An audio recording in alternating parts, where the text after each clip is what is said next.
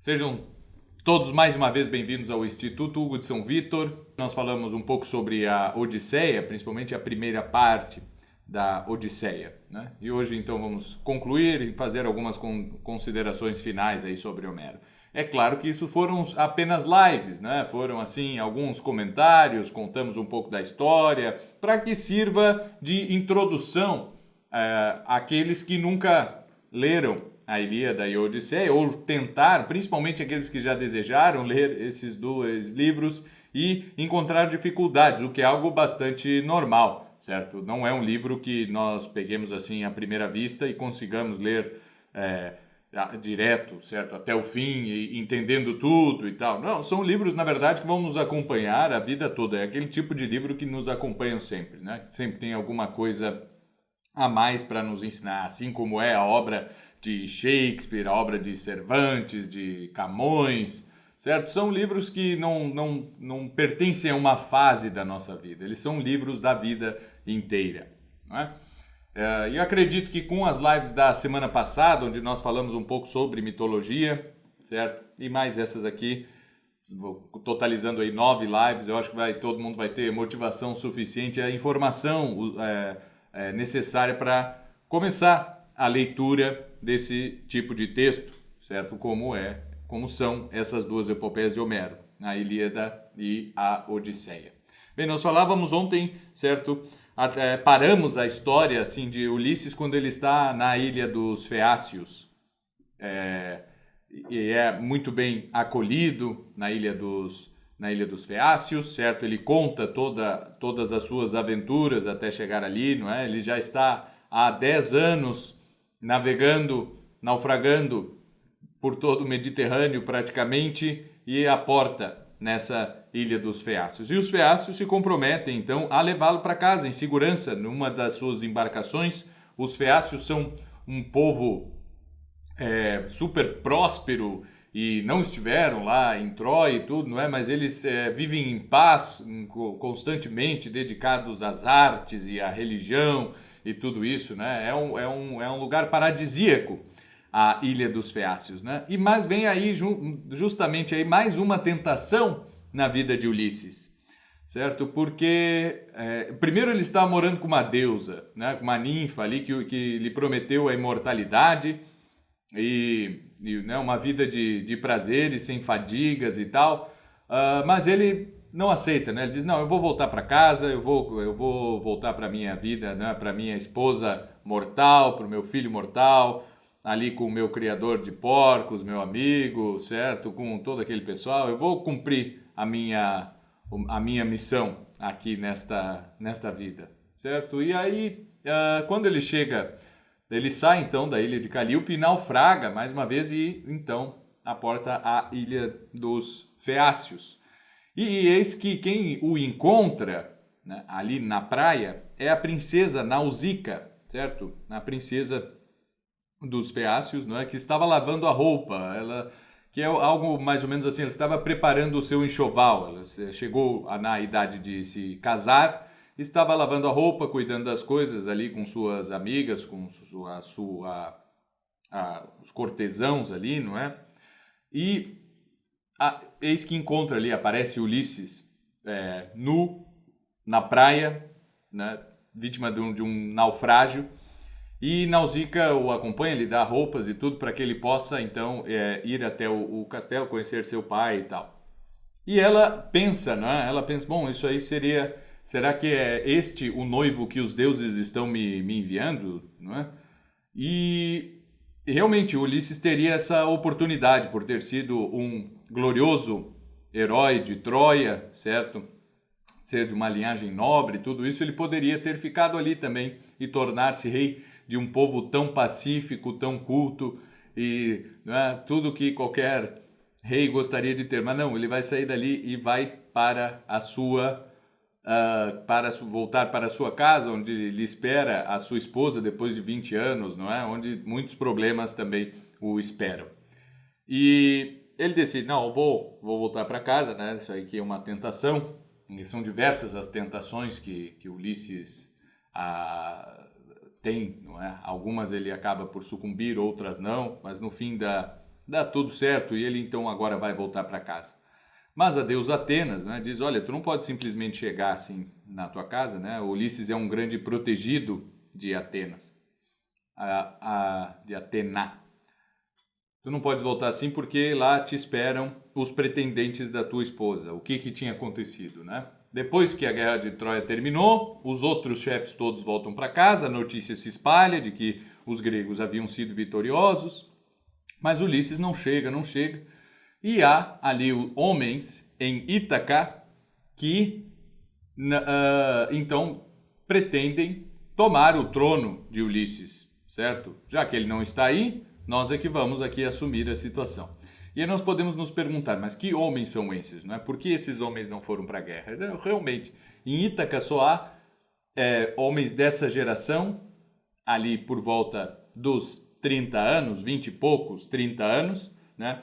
Alguns ainda da geração de Telêmaco, que é o filho de Ulisses, que agora tem 20 anos, e depois só haverá anciãos. Não há quase ninguém entre os 30, entre os 20 e poucos 30 anos e os 60, 70. Todos os homens dessa faixa etária pereceram ou na guerra ou voltando para casa. Só Ulisses, de todos os seus companheiros, é o que sobrevive, né? E quem são esses homens que têm ali por volta de 30 anos e que estão todos esbanjando todo o patrimônio do reino, não é? E vão na casa de Ulisses exigir que Penélope escolha um deles como o seu marido e assim eles possam continuar a dinastia ali de Ítaca e tudo isso. Quem são esses homens? Bom, eles eram os homens que eram ainda meninos quando da convocação para a guerra de Troia. E eram pequenos demais para ir para a guerra e os outros que também existiam eram velhos demais, certo? E passaram-se 20 anos, eles já são adultos e a grande questão que nós vemos aqui, o comportamento abusivo de todos esses jovens que, né, entram lá, exigem banquetes de todos os criados e servos da casa de Ulisses, não é? Que estupram as servas e tudo isso, é gente criada sem pai.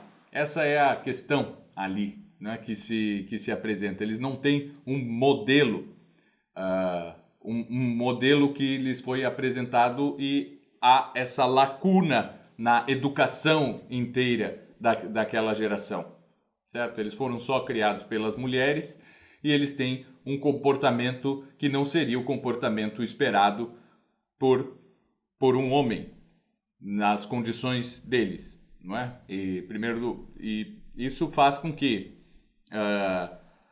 Ulisses tome uma atitude extrema com relação a essa geração inteira.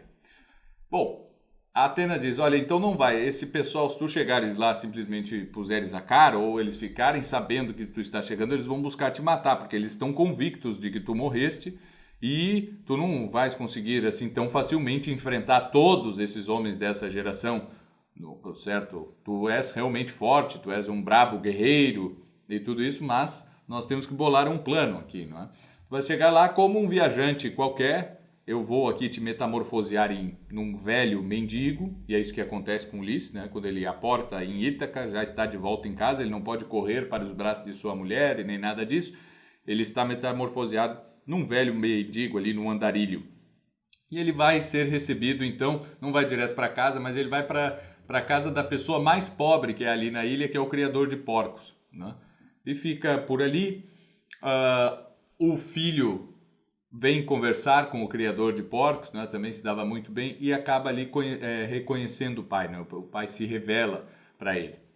E ele se dirige depois disso à casa, enfim, onde estão lá todos esses pretendentes da mão de Penélope, né, esbanjando, fazendo festa, aquela coisa toda, e ele vê tudo aquilo, fica horrorizado, né, mas ninguém o reconhece, né, todos acham, é um velho aí qualquer, não é?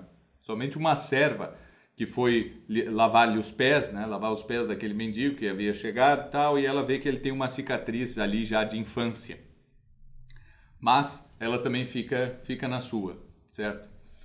E Telêmaco vai e diz: minha mãe, eu realmente não tenho aqui notícias do meu pai, é uma mentira, certo?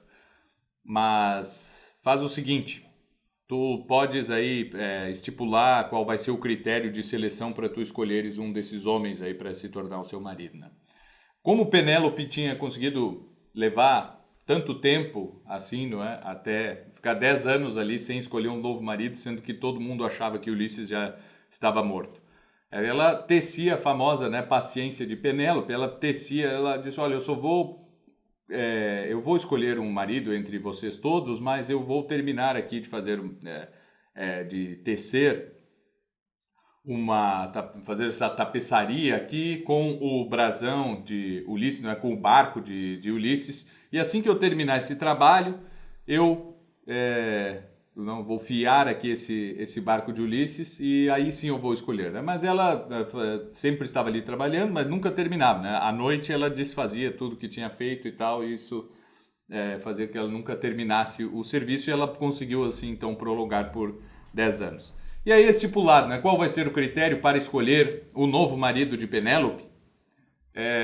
Bom, haverão ali machados com um olho no cabo, certo? Há diversas formas de entender isso, né? Normalmente o que se diz é que isso aí já é a arqueologia que nos mostra, não é o Homero que nos mostra, é que o machado no cabo ele tem um olho assim para poder ser pendurado na parede. E outros que diz que o próprio metal ali, a lâmina do machado, ela é vazada.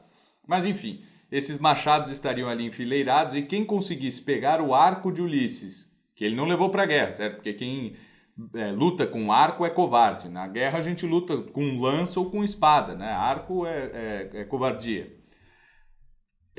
O arco de Ulisses é um instrumento de caça que havia ficado em casa. Quem conseguir curvar o arco, né? Estender o arco para pôr a corda e ainda puxar uma flecha e atravessar todos esses anéis dos machados, esse sim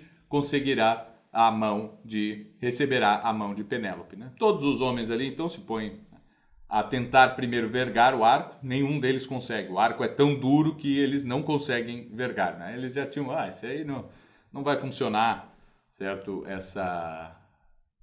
Esse critério, porque nenhum de nós consegue nem vergar o arco e tal, ninguém vai ser escolhido se é dessa forma. Criaram um critério ridículo aqui, né? Todos tentam, não conseguem, até que vai aquele velho, né? Um velho que estava ali só observando tudo, se aproxima e, né, todo curvado, fraco, mas ele consegue vergar o arco, preparar uma flecha e atravessa todas as flechas, né? Nesse meio tempo, Telêmaco já havia tirado todas as armas da sala, né? E na verdade isso aí foi um critério. Primeiro vocês guardem todas as armas, porque senão vocês vão se revoltar contra aquele que for o vencedor, não é? Então eles aceitaram entregar todas as armas e tal, fecham tudo, né? Todos esses homens são trancados dentro desse salão, ficam ali sozinhos com Ulisses, certo? Que a partir de então vai matar todos, certo? Todos os pretendentes de sua esposa. Vocês destruíram o meu reino e tal, né? A geração podre, né? Essa geração tem que passar, não pode ser assim. Esse reino não vai prosperar se essa geração aqui continuar viva, né? E ele extermina toda uma geração que foi essa geração ali criada por mulheres que eram jovens demais para ir para a guerra, não é? E acabaram ficando ali. Isso aí, com isso, né, esse é um dos episódios que ilustram a questão da educação na Grécia, né? E todos os exemplos que o Homero deu para que os gregos pudessem forjar a sua própria concepção de educação, né? Toda uma consciência da importância de educar todas as gerações, não é? Que sempre houvesse uma manutenção de toda uma tradição, dos valores e tudo isso por todas as gerações, né? Que se existir essas lacunas aí na formação é sempre algo prejudicial. Bom, e depois disso, né, o que acontece com com Ulisses, né, é que ele, né, no momento que ele acertou, ele já, Atena faz com que ele volte ao seu estado natural, todos o reconhecem, né, e é já com a aparência de Ulisses é que ele consegue matar a todos. E ele, depois disso, né, vai até sua esposa, até Penélope, se apresenta a ela e diz, não é? Eu sou Ulisses e tal. Eu sou aqui o seu marido, né? E ela não acredita no primeiro momento, certo? Ela vai dizer, olha, então, por favor, senhores, né? Pede para os seus servos ali, só retirem a minha cama de casal do quarto, certo? Para que esse senhor aí durma. Eu não sei se é o meu marido mesmo e tal, não estou o reconhecendo, né? Ela podia achar que podia ser uma artimanha dos deuses, podia ser qualquer coisa, né? Podia ser alguém se passando por Ulisses e tudo isso. Mas aí ele vê que e aí ele diz, né, não tem como retirar a cama porque a cama fui eu mesmo que construí. Esse é um fato que só ele sabia, né? Só Ulisses sabia. Eu construí no meio, né, da alcova ali do meu quarto real, num carvalho, né, que eu construí o castelo ao redor do carvalho e com a própria madeira do carvalho que tinha ali no meio é que eu esculpi a cama, certo? Então ela não pode ser retirada do local. E assim eles então se reconhecem, certo? Então esse é o fim feliz de Ulisses. Não é um fim, Ulisses não tem um fim trágico quanto quase todos os outros personagens da Ilíada, certo? Que ou sofreram demais no percurso ou realmente tem um final trágico, certo?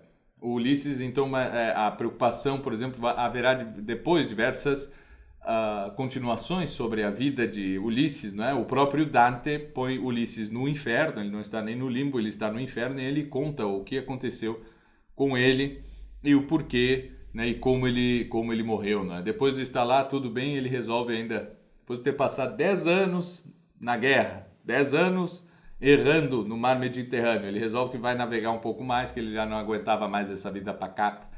E isso tudo está, então, depois no canto 15 do Inferno, do Dante Alighieri, que não veio aqui ao caso, porque essa semana não é dantesca, ela é homérica. Então ficamos assim, né? Temos aí um bom resumo de toda a história, tem spoiler sim, não é? E não tem problema nenhum. Eu acho que todo mundo que ia ouvir a história de Homero na Grécia, né? Ouvir essas epopeias serem cantadas, as pessoas conheciam já a história e tinham muito prazer em ouvi-la. E depois sempre, qualquer pessoa que vai ler Homero, ele já sabe do que se trata a história e como ela termina, porque uma boa história, ela é boa mesmo com spoilers, certo? Porque a forma com que ela é contada é o que importa.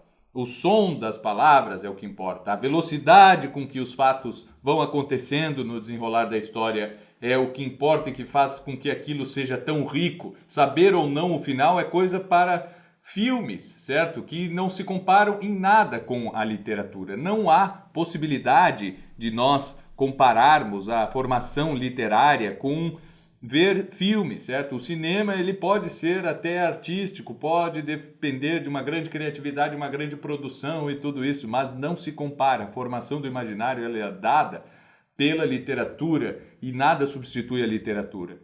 Às vezes ela nem entra no escopo das belas artes, porque ela não é só uma bela arte. Da literatura nós dependemos de quase tudo na nossa cultura. Por exemplo, historinha básica. Façamos aí a Ilíada, certo? Façamos um filme da Ilíada. Há alguns, o Troia lá, que é o Brad Pitt, ou sei lá quem que faz o Aquiles, né? Façamos ali um filme. Aí põe lá uma atriz muito bonita, certo? Para ser a Helena. Mas Helena não é uma mulher muito bonita, certo? Ela é simplesmente a mais bela do mundo, como nunca houve e nunca haverá. Quando eu digo isso, ou quando eu leio, Helena é a mulher mais bela do mundo de todos os tempos, ontem, hoje, sempre, eu entendo o que isso significa. Eu entendo muito bem. E eu não vou discutir com uma outra pessoa que leu o mesmo texto, eu não achei que ela fosse a mais bela. Eu achei ela um pouco, poderia ser a fulana de tal, né? Num filme eu faço isso. Não gostei da Helena. Eu acho aqui a fulana a mais bela. Realmente ela cabe para Helena. O outro vai dizer, não, eu prefiro a cicrana, né? E vai haver essa discussão. Quando eu leio, não há essa discussão. Todo mundo entendeu que Helena é a mulher mais bela do mundo. E cada um faz dentro da sua própria imaginação. Cada um entende isso como quiser. Não tem problema nenhum. Certo? E nós não vamos discutir um absurdo desse, porque já está muito determinado. Helena é a mulher mais bela do mundo. Eu não tenho como reproduzir isso no cinema. Não tem. Eu não tenho como fazer uma escultura disso. Não tenho como fazer nada. Certo? Eu só tenho como contar na literatura. Não posso pintar, não posso desenhar. Não, eu só tenho como narrar uma história. E é por isso que a literatura é tão importante para a nossa formação. Eu acredito, não é, que tanto das lives dessa semana quanto as da semana passada puderam deixar isso um tanto quanto claro, não é? Por mais que nós não tenhamos explorado todos os argumentos, mas eu acho que claro ficou.